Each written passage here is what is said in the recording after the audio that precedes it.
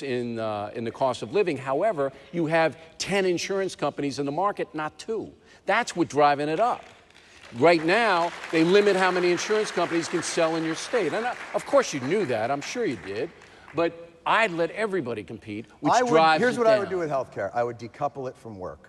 I would make sure that employers are not responsible for the healthcare. What that would do is free people up to have more mobility in terms of changing jobs, in terms of not worrying about illness, putting them into bankruptcy, and all those types of situations that we're in now. And the only way to do that is through a single-payer system. And a single-payer system is the only way that will effectively manage healthcare and keep costs down and make sure that employers, if you free up employers from having to put so many and so much of their money into insuring their employees, you will create an enormous surge of... But you want the government to run this, all right? So that's where it's going to break down. The government can't. It's not set up to do it. This gets to a fundamental point. Some people say that the government that governs least governs best. I say the government that governs best governs best. The problem that we have is you look at this situation and you say, government can't do the job. They're not good enough or set up to do that. All you have to do is go to Canada or Britain and see what they have there. They run it, and you can't get an operation in Canada. They have to come here for it. And in Britain, everybody's teeth have fallen out, all right? I lived in England for a year. I know what the system is. The government can't do it. No one in those places, though, goes broke because they have a medical condition, because they're covered. So, they don't get good care. Well, what I'm saying is, do you think America can do it better? Let me put it this way: is government I don't think they can do it incompetent? Better. Is government in this incompetent? area? Yes. What area is it competent in? It's competent in the military area. So why collecting can't we, taxes? But they can do that. It's the same people. Why is it that you trust the same people? You trust the government to make bombs and invade another country? No, I don't. But not I don't to trust pass the government out to do cheese. that.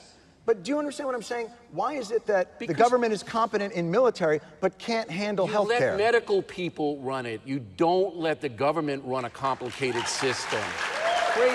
You hire medical people into the system to help run it. Oh, I see. So you drag them out of their house and say, you're going to come in and you're going to run our come on. Look, just talk to doctors. They don't want all this Obamacare. It's a mess. It's chaotic. It's not going to be cost efficient. Let the free market run it with very strict oversight. The free market has been running it. 70 million people don't have insurance. That's right. So the free market has failed us in this instance. No, you can have government regulation of it, just don't have them run it. So, but why are they able? Why is government able to run a complex organization like the military? Because why are they tradition. They have hundreds of years of doing it. Well, hold it. Did you miss the Revolutionary War? We have hundreds of years of doing it. Dr. Kildare did not work for the feds, all right? There's no basis for them to run the show. The only thing they can... That may be the silliest thing you've said all night. What?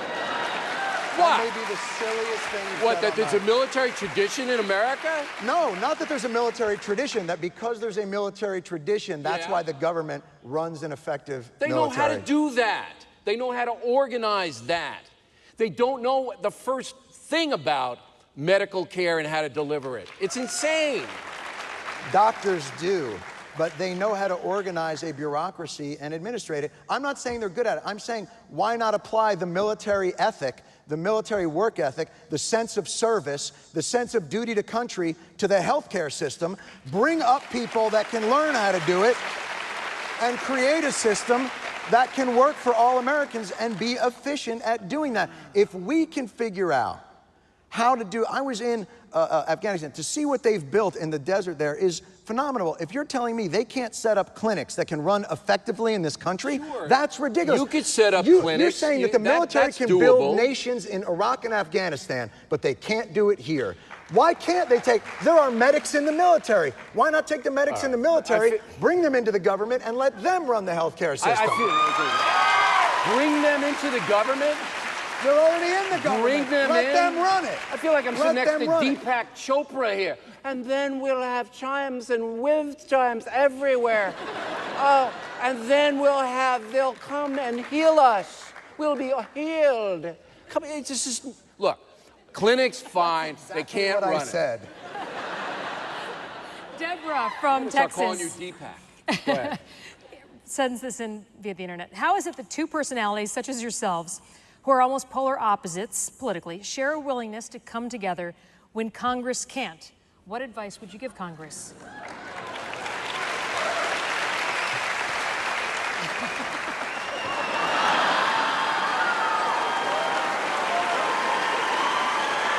Wait. Wait. And what would you like for Christmas, little boy? Get off.